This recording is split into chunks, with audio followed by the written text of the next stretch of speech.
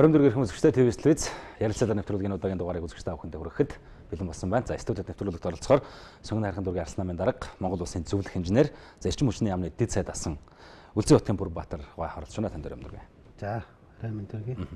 Тэгэхээр одоогоос сар арай хүрэхгүй хугацааны өмнө бас та манай студид ирээд хоёулаа ардын парламент хэлцүүлгийн нэвтрүүлгээр утааны талаар ярилцж байсан. Хэдий утаа ярих цаг өнгөрсөн ч гэсэн хоёул бол утаа яриад байгаа. Энэ удаа мөн би тантай одоо яалчгүй утааны талаар бас ярья гэж ингэж бодож байна. За утаагүй төлсний талаар та сүүлийн үед бол нэлээдгүй эрчимтэй ярьж байгаа. Энэ бол одоо манай улсын хувьд бол хэсэг яригдж байгаад ингээд одоо үр дүнгээ өглөө алга басна гэм сэдвийг та шинээр гаргаж ирээд яриад байгаа юм л. Тэгэхээр энэ утаагүй төлсний нэг асуудал юу болж байгаа вэ? Ажил ер нь хэрхэн явагдаж байна гэдэг талаар хоёлаа. Утаагүй төлсний талаар ярьж байгаа гэж хэлж байна. Би бол энэтэй санал нэг биш. Би бол утаагүй төлсний талаар яриаггүй. Утаагүй төлсийг бүр хийчихсэн. Хийцэн ба. Тийм хийхдээ бүр энергетикийн зууханд. Эрчим хүчний зуух гэдэг чинь энэ байшин шиг том юм байдгийг шүү дээ. Одоо битэрийн сууж байгаа заал шиг.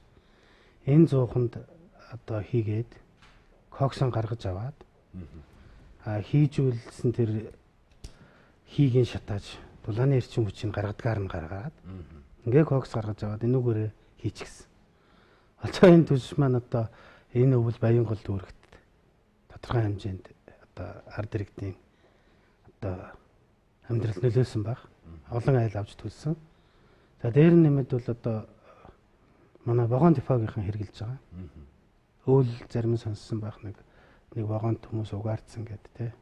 Хоёрдугаар тэр вагон депо чинь өөрөө ингээд олон вагонууд өглөөд нэг вагоноо халаахын тулд элдвчгүн тулд галд юм байна л да.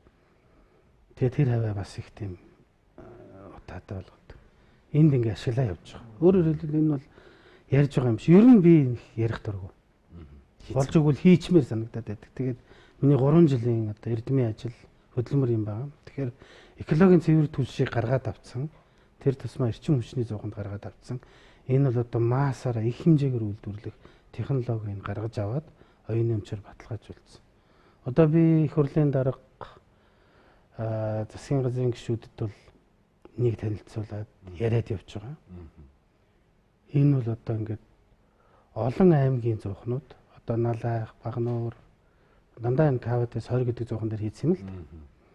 Эднийг ийм горимж шилжүүлэх боломжтой.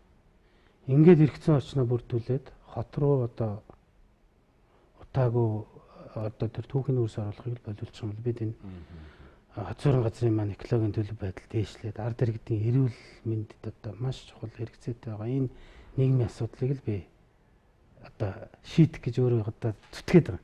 Яриад байгаа юм биш үү? Хийчихсэн тийм. Ер нь